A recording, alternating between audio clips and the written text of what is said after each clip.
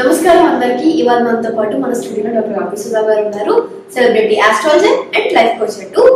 ఇవాళ మేడంని అడిగి 12 లగ్నాల వారికి ధనయోగం ఎలా వస్తుందో తెలుసుకుందాం. అసలు ధనయోగాలు అంటే ఏంటి, ఏ కాంబినేషన్స్ లో ఏర్పడతాయి, ఏ కాంబినేషన్ లో ఏర్పడితే మంచి సంపాదన వస్తుందో మేడంని అడిగి వివరంగా తెలుసుకుందాం. మరి ఇప్పుడు సింహ జాతకులకి ఏ కాంబినేషన్ లో ఉంటే డబ్బు రావచ్చు అంటారు? అదే అంతలేని సంపద సంపద అంటే కంఫర్టబుల్ గా ఉండాలి. మీకు అసలు కష్టాలే రావద్దంటారు. ఇప్పుడు కష్టపడంటే డబ్బులు ఎలా వస్తాయి? ఏ కాలం అయినా సరే. ఇదివరకు రాజుల కాలంలో కూడా ఏంటంటే సంపద ఉండేది, బట్ దానికున్న ప్రాబ్లమ్స్ ఆర్ మైనసెస్, నెగటివ్స్ ఏమంటా ఉండేవి. కానీ నువ్వు అడిగిన ప్రశ్నకి మోస్ట్ ఇంపార్టెంట్ ఏంటంటే మనకి సెకండ్ ల్యాబ్ ఎగ్జాల్టేషన్. బెస్ట్ ఏంటంటే సింహ జాతకులకి మనకి బుధుడు సెకండ్ లార్డ్ అయ్యాడు, అంటే 2వ భావం అధిపతి అయ్యారు. ఆయన 2వ ఇంట్లోనే ఉచ్చంలో కూడా ఉంటారు.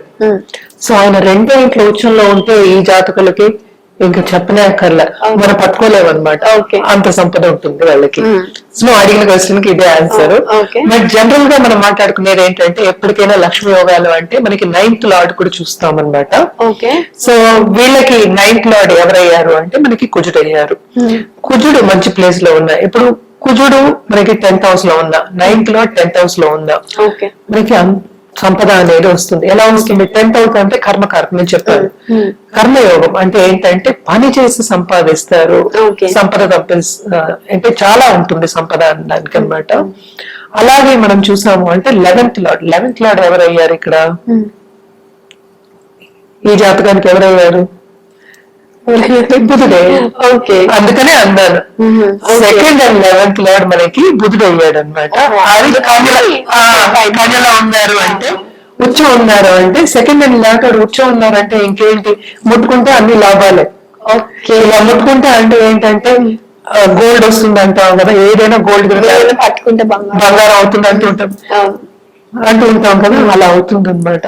అంటే ఏది పెట్టినా ఆయన సక్సెస్ఫుల్ అవుతారు వాళ్ళు, అంత సంపద కూడా వస్తుంది అనేది లెక్క అనమాట. ఇందులో చాలా బాగుంటుంది అలా ఉంటే, కరెక్టే. బట్ మనం ఒక కండిషన్ మాట్లాడుతున్నాం, ఇదంతా ఏంటి వ్యక్తిగత జాతకం మీద మాత్రమే డిపెండ్ అయ్యి ఉంటుంది. మిగతా గ్రహాలు కూడా ఇంపార్టెంటే కదా. మరి నేను ఇందాక చెప్పినట్టు మనం మాట్లాడుకునేది సగం విషయాలు మాట్లాడుకుంటున్నాం. సో జనరల్ గా అయితే అంతులేని సంపద కావాలి అంటే బుధుడు ఎగ్జాల్టేషన్ లో ఉంటే ఈ జాతకులకి వాళ్ళు పుట్టింది కూడా బాగా సంపద ఉన్న ఇంట్లోనే పుడతారు. లేకపోతే ఇప్పుడు లేదు వాళ్ళ తల్లిదండ్రులకి అంటే వీళ్ళు పుట్టిన వెంటనే ఆస్తి అనేది అదంతా అదే వస్తుంది, అనుకోకుండా వస్తుంది అనమాట. సో అలాగే ఆపర్చునిటీస్ వస్తాయి. అనుకోని ఆస్తి అనుకోకుండా సడన్ గా అట్రాక్షన్ అవుతుంది చూడు, వెల్త్ అట్రాక్షన్, అవన్నీ జరుగుతాయి అనమాట. So this is the best example అనమాట లక్ష్మీ యోగంకి. అలాగే కలయిక 11th అండ్ సెకండ్ లార్డ్ కలయిక ఇప్పుడు ఎలాగో వచ్చేసింది మనం చెప్పినట్టు. అలాగే 9th లార్డ్ కలయిక, లేకపోతే 10th లార్డ్ కలయిక, అది కూడా చెప్పాను కదా. ఇవన్నీ ఉంటే చాలా బాగుంటుంది, మనం ఎక్కువ శ్రమ పడకుండా ఈజీగా అయిపోతుంది అనమాట పని. అలాగే ఏంటంటే ప్లస్ ఇంకోటి ఉంది ఏంటంటే మనకి లగ్నాధిపతి కూడా స్ట్రాంగ్ గా ఉండాలి.